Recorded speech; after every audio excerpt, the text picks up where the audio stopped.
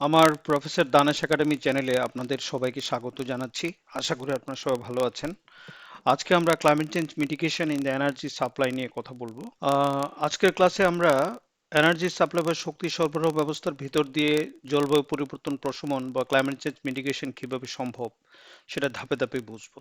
জলবায়ু পরিবর্তন প্রশমন বলতে মূলত গ্রিনহাউস গ্যাসের নির্গমন কমানো বা নির্গমন হওয়া ঠেকানোর উদ্যোগকে বোঝায়। আর শক্তি খাতে এর মানে হলো ধীরে ধীরে পরিচ্ছন্ন শক্তির দিকে যাওয়া, দক্ষতা বাড়ানো এবং নতুন প্রযুক্তি গ্রহণ করা। আগে আমরা পরিষ্কার করে নেব শক্তি কোথায় কোথায় ব্যবহার হয় এবং শক্তির চাহিদা ও সরবরাহ কিভাবে একে অপরের সাথে যুক্ত থাকে। এরপর আমরা দেখব শক্তি সরবরাহে প্রশমনের প্রধান পথগুলো কি, যেমন নবায়নযোগ্য শক্তিতে রূপান্তর, বিদ্যুৎ উৎপাদনে দক্ষতা বৃদ্ধি, কার্বন ক্যাপচার অ্যান্ড স্টোরেজ, জীবাশ্ম জ্বালানি ধাপে ধাপে কমানো এবং মিথেন নিঃসরণ কমানো। একই সাথে আমরা বোঝার চেষ্টা করব কেন শুধু উৎস বদলালেই সব সমস্যার সমাধান হয় না, বরং গ্রিড, স্টোরেজ এবং সিস্টেম পরিচালনার দক্ষতাও সমান গুরুত্বপূর্ণ। নবায়নযোগ্য শক্তি বলতে কেবল সোলার নয়, বায়ু, জলবিদ্যুৎ, ভূতাপীয় এবং কিছু ক্ষেত্রে নিউক্লিয়ার ও বায়োমাসও আলোচনায় আসে, কারণ বাস্তবে শক্তি মিশ্রণ একাধিক উৎসের সমন্বয়। তবে আমরা প্রতিটি উৎসের ক্ষেত্রে সরল প্রশ্ন করব, এটি কিভাবে বিদ্যুৎ দেয়, কোথায় কার্যকর, কি কি সীমাবদ্ধতা আছে এবং কোন শর্তে এটি সত্যিকার অর্থে কম কার্বন নিশ্চিত করতে পারে। বায়োমাস প্রসঙ্গে আমরা বিশেষভাবে একটা গুরুত্বপূর্ণ প্রশ্ন তুলব, এটা কি সবসময় নবায়নযোগ্য নাকি টেকসই ব্যবস্থাপনা না থাকলে পরিবেশগত ক্ষতি হতে পারে। পাশাপাশি আমরা দেখব নীতি, বিনিয়োগ এবং বাজার ব্যবস্থা কিভাবে প্রযুক্তি গ্রহণের গতি বাড়ায় বা কমায়। এই লেকচারের লক্ষ্য কোনো একটা ম্যাজিক সমাধান দেখানো নয়, বরং আপনাকে এমনভাবে ধারণাগুলো সাজিয়ে দেওয়া যাতে আপনি বাস্তব উদাহরণ ধরে বুঝতে পারেন কেন একাধিক সমাধান একসাথে দরকার এবং কিভাবে এগুলো একটি শক্তি ব্যবস্থার ভিতর সমন্বিতভাবে কাজ করে। আমরা আজকে কনসেপ্ট অফ এনার্জি ইউজ নিয়ে কথা বলবো, strategies for climate change mitigation in the energy supply এগুলো নিয়ে কথা বলবো, রিনিউয়েবল এনার্জি সোর্সেস কি কি আছে এগুলো নিয়ে আমরা কথা বলবো। এখানে ইন্ট্রোডাকশন শিরোনামে climate change mitigation in the energy supply বিষয়ের ভূমিকা অংশ তুলে ধরেছে। এখানে বলা হয়েছে জলবায়ু পরিবর্তন প্রশমন বা ক্লাইমেট চেঞ্জ মিটিগেশন বলতে গ্রিনহাউস গ্যাসের নির্গমন কমানো বা নির্গমন হওয়া প্রতিরোধ করার জন্য নেওয়া উদ্যোগগুলোকে বোঝায়। স্লাইডে আরো ব্যাখ্যা করা হয়েছে যে শক্তি খাতে প্রশমনের জন্য কয়েকটি মূল কাজ গুরুত্বপূর্ণ। এর মধ্যে রয়েছে পরিচ্ছন্নতর শক্তির উৎস, ক্লিনার এনার্জি সোর্সেস উৎসে রূপান্তর, আহ, শক্তি দক্ষতা উন্নয়ন এবং নতুন বা উদ্ভাবনী প্রযুক্তি গ্রহণ। এই তিনটি দিককে স্লাইডে আলাদা করে জোর দিয়ে দেখানো হয়েছে যাতে শক্তি সরবরাহ ব্যবস্থায় নির্গমন কমানোর পথগুলো স্পষ্ট হয়। পুরো পাতাটি মূলত সংজ্ঞা ও প্রধান কৌশলগুলোকে সংক্ষেপে পরিচয় করিয়ে দিয়ে বিষয়টির ভিত্তি তৈরি করেছে। এই স্লাইডটির শিরোনাম এনার্জি কনজাম্পশন এবং এখানে বিশ্বব্যাপী শক্তি ব্যবহার ও বিদ্যুৎ উৎপাদনের উৎসগুলোকে চার্টের মাধ্যমে দেখানো হয়েছে। বাম পাশে 2019 সালের বিশ্ব ফাইনাল এনার্জি এর জ্বালানি ভিত্তিক ভাগ একটি পাই চার্টে দেওয়া আছে।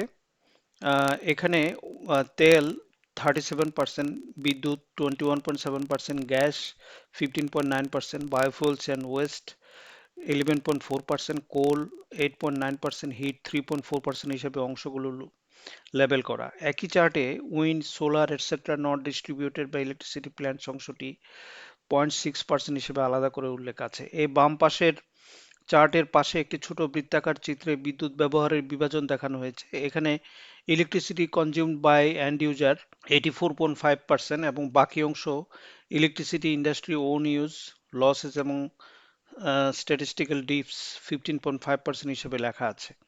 ডান পাশে 2020 সালের বিশ্ব ইলেকট্রিসিটি জেনারেশনের একটি ডোনাট চার্ট দেখানো হয়েছে, যেখানে মোট বিদ্যুৎ উৎপাদনে fossil fuel 61.3%, nuclear, wind plus hydro plus wind plus solar 35.2%, Jio, biomass এবং অন্যান্য যে রিনিউয়েবলস আছে সেগুলো 2.8% এবং আদার 0.9% হিসেবে গ্রুপ আকারে ভাগ করা হয়েছে।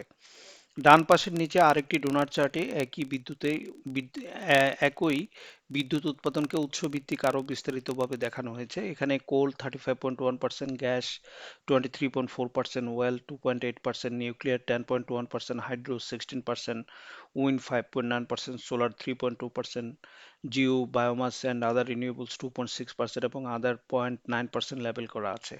স্লাইডের নিচে ছোট নোটে খুব কম হওয়ায় চার্টে দেখানো হয়নি। এই ধরনের ফুটনোটও যুক্ত আছে। পুরো পাতাটি মূলত শক্তি সরবরাহে জলবায়ু প্রশমন আলোচনার জন্য বর্তমান শক্তি মিশ্রণ ও বিদ্যুৎ উৎপাদনের উৎস বোঝার ভিত্তি তৈরি করে।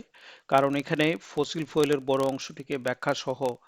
সরি বড় অংশটিকে সংখ্যা সহ স্পষ্টভাবে উপস্থাপন করা হয়েছে। এই স্লাইডটির শিরোনাম হচ্ছে global energy use per capita per year, যেখানে 2023 সালে প্রতি মানুষের প্রাথমিক শক্তি ব্যবহার তুলনামূলকভাবে দেখানো হয়েছে। বাম পাশে দেশভিত্তিক একটি র্যাঙ্কিং বার চার্ট আছে, যেখানে সর্বোচ্চ হিসেবে কাতার 817 গিগাজুল দেখানো হয়েছে, এরপর Iceland 603 gigajoule, Singapore 577 gigajoule, United Arab Emirates 539 gigajoule, Trinidad and Tobago 384 gigajoule, Kuwait 366 gigajoule, Norway 364 gigajoule, Canada 360 gigajoule, Oman 333 gigajoule, Saudi Arabia 314 gigajoule, US 277 gigajoule, Turkmenistan 246 gigajoule, South Korea 240 gigajoule, Australia 228 gigajoule এবং Russia 217 গিগাজুল তালিকাভুক্ত আছে। ডান দিকে বড় করে energy consumption per capital in 2023 লেখা আছে, যা এই স্লাইডের মূল বার্তা। প্রতি ব্যক্তির শক্তি ব্যবহারে দেশ অঞ্চলভেদে বড় পার্থক্য রয়েছে।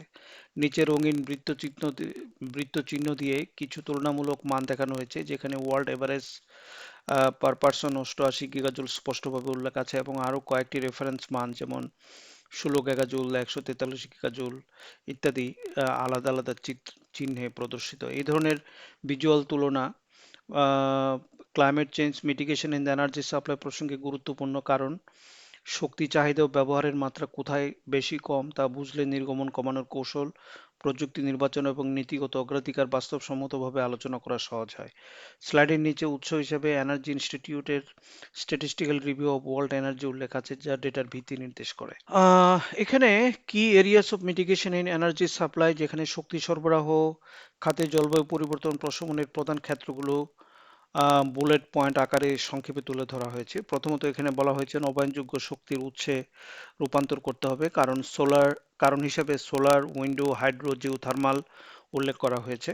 দ্বিতীয়ত বিদ্যুৎ উৎপাদনে এনার্জি ইফিসিয়েন্সি বা শক্তি দক্ষতা বাড়ানোর কথা বলা হয়েছে, অর্থাৎ একই বিদ্যুৎ উৎপাদনে কম জ্বালানি, কম অপচয় নিশ্চিত করা। তৃতীয়ত কার্বন ক্যাপচার অ্যান্ড স্টোরেজ প্রযুক্তি বাস্তবায়নের কথা আছে, যা বিদ্যুৎ উৎপাদন এবং শিল্প উৎস থেকে নির্গত কার্বন ডাই অক্সাইড ধরে সংরক্ষণ করার ধারণাকে নির্দেশ করে। চতুর্থত ফসিল ফুয়েল ধাপে ধাপে বন্ধ বা কমানো এবং একই সাথে মিথেন নিঃসরণ কমানোর লক্ষ্য উল্লেখ করা হয়েছে। পঞ্চমত স্লাইডে স্মার্ট গ্রিড ও এনার্জি স্টোরেজ সলিউশনে বিনিয়োগের কথা বলা হয়েছে, যাতে বিদ্যুৎ সরবরাহ ব্যবস্থাকে আরো স্থিতিশীল, দক্ষ এবং আধুনিক করা যায়। পুরো পাতাটি মূলত প্রশমন কৌশলগুলোর একটি রোডম্যাপ হিসেবে কাজ করছে।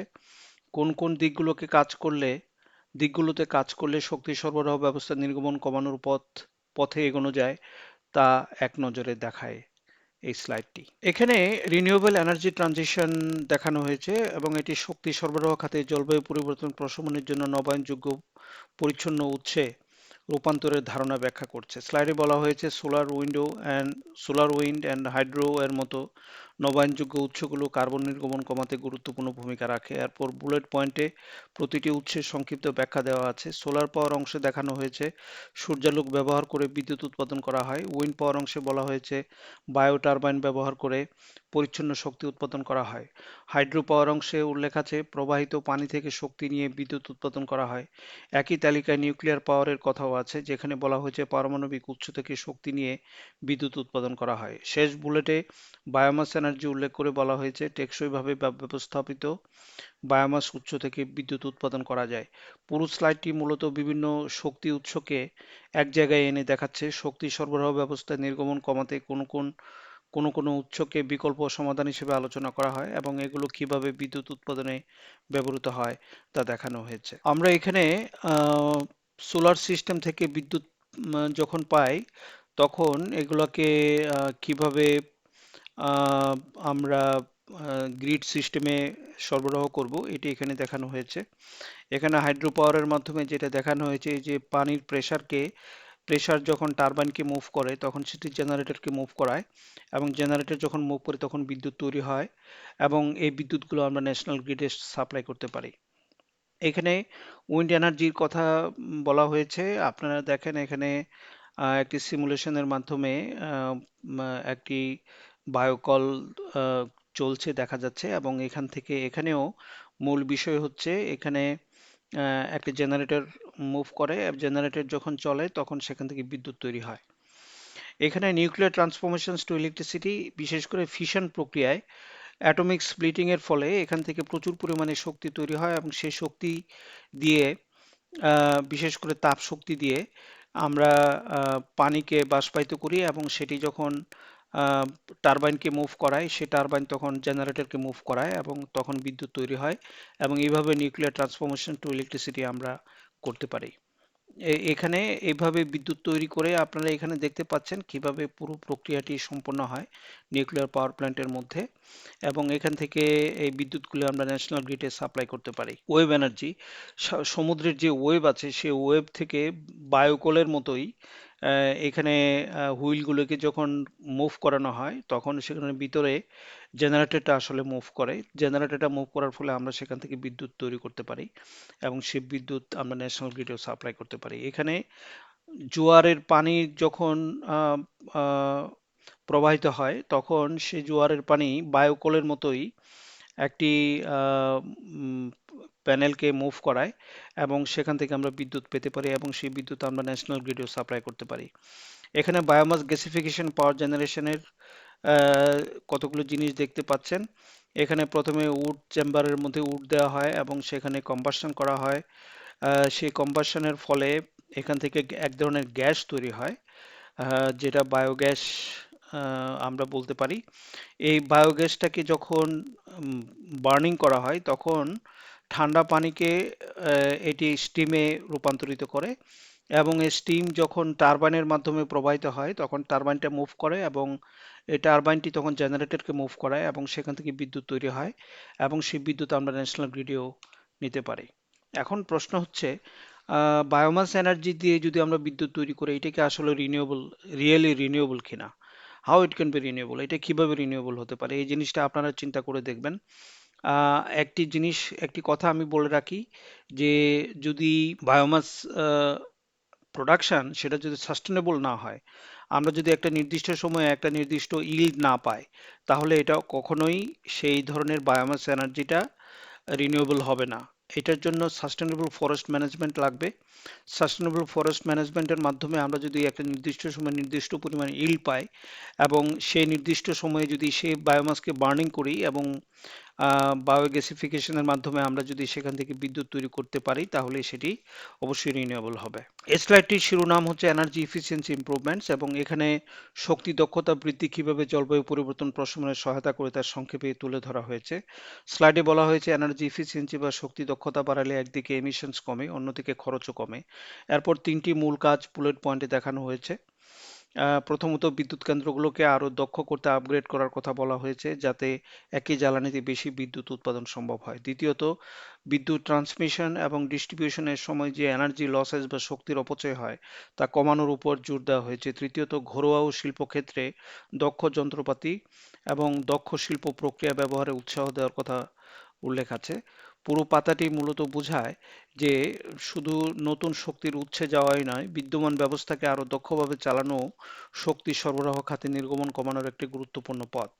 এভাবে স্লাইডটি climate change mitigation and the energy supply বিষয়টির মধ্যে শক্তি দক্ষতাকে একটা বাস্তব ও প্রয়োগযোগ্য কৌশল হিসেবে উপস্থাপন করেছে। এখানে কার্বন ক্যাপচার এন্ড স্টোরেজের কথা বলা হয়েছে, এবং এইখানে শক্তি সরবরাহ খাতে জলবায়ু পরিবর্তন প্রশমনের একটি গুরুত্বপূর্ণ প্রযুক্তি হিসাবে carbon carbon capture and storage বা সিসিএস এর ধারণা উপস্থাপন করা হয়েছে। স্লাইডে বলা হয়েছে সিসিএস এর মূল কাজ হলো বিদ্যুৎ কেন্দ্রের মতো উৎস থেকে নির্গত কার্বন ডাই অক্সাইড ধরে নেওয়া এবং তা ভূগর্ভে সংরক্ষণ করা।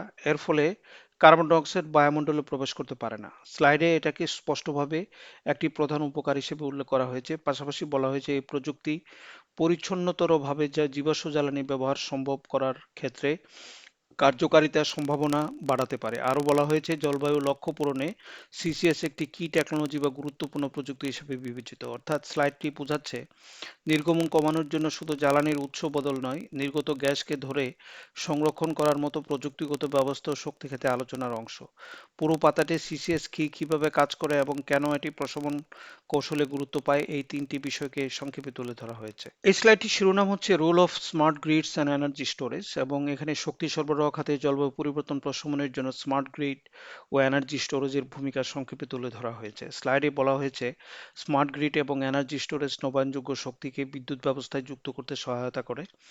এরপর উল্লেখ করা হয়েছে যে স্মার্ট গ্রিড বিদ্যুৎ বিতরণ ব্যবস্থার দক্ষতা এবং নির্ভরযোগ্যতা উন্নত করে। আরেকটি বুলেটে বলা হয়েছে এনার্জি স্টোরেজ যেমন ব্যাটারি সরবরাহ ও চাহিদার ভারসাম্য বজায় রাখতে সাহায্য করে। অর্থাৎ যখন উৎপাদন বেশি হয় তখন শক্তি জমা রাখা যায় আর প্রয়োজনের সময় ব্যবহারও করা যায়। এই ধারণাটি এখানে ইঙ্গিত করা হয়েছে। শেষ বুলেটে স্লাইডটি জোর দিয়ে বলেছে যে এটি একটি রেজিলিয়েন্ট বা স্থিতিস্থাপক বা ঝুঁকি মোকাবেলায় সক্ষম এবং সাস্টেনেবল শক্তি ব্যবহারের জন্য স্মার্ট গ্রিড ও স্টোরেজ বা কি স্টোরেজ কি বা অত্যন্ত গুরুত্বপূর্ণ।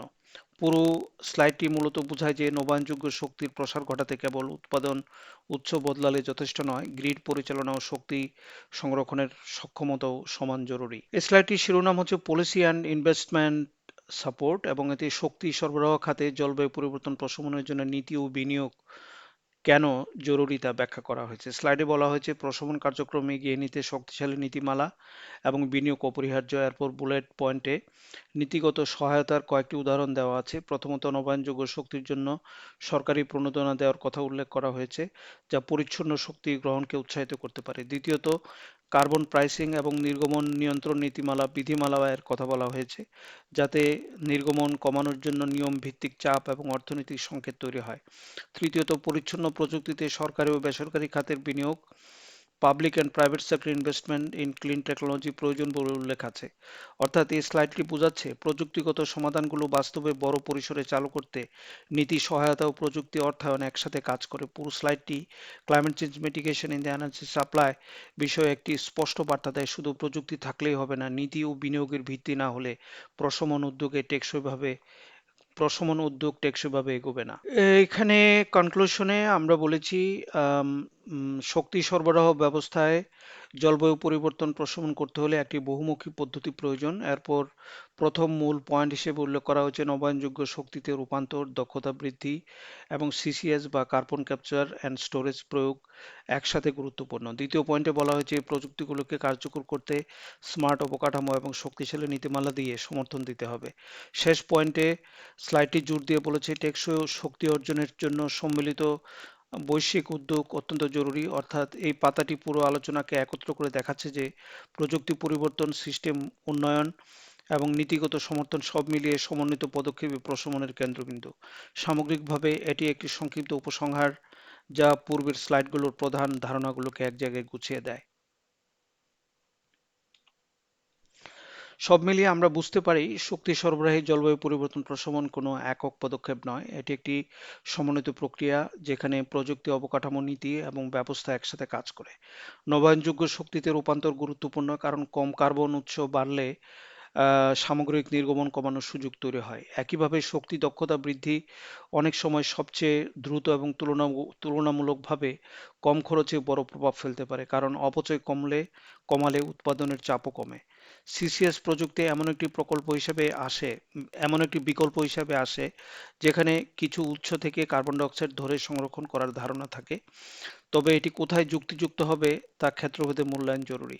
স্মার্ট গ্রিড এবং এনার্জি স্টোরেজের ভূমিকা ক্রমেই বাড়ছে, কারণ নবায়নযোগ্য উৎসের উৎপাদন ওঠানামা করলে সিস্টেম স্থিতিশীল রাখতে এগুলো সাহায্য করে। জীবাশ্ম জ্বালানি ধাপে ধাপে কমানো শুধু পরিবেশগত সিদ্ধান্ত নয়, এটি অর্থনৈতিক, কর্মসংস্থান এবং জ্বালানি নিরাপত্তার মতো বাস্তব দিকের সাথে জড়িত।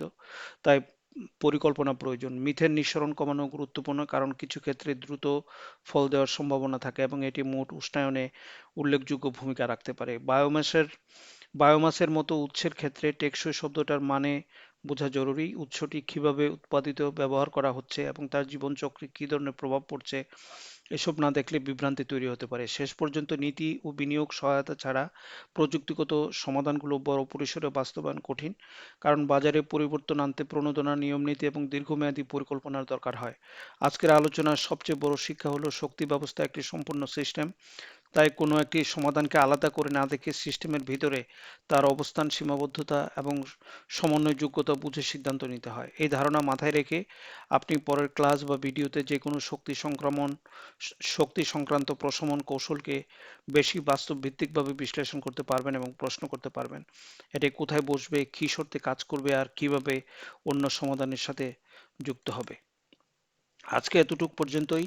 আশা করি আমার ভিডিওটি আপনাদের ভালো লেগেছে। যদি ভিডিওটি ভালো লেগে থাকে তাহলে আমার চ্যানেলটি সাবস্ক্রাইব করুন, লাইক করুন এবং শেয়ার করুন, এবং আপনাদের যদি কোনো প্রশ্ন থাকে তাহলে আমাকে কমেন্টের মাধ্যমে প্রশ্ন করুন। এই বলে আজকে ভিডিওটির এখানে সমাপ্তি ঘোষণা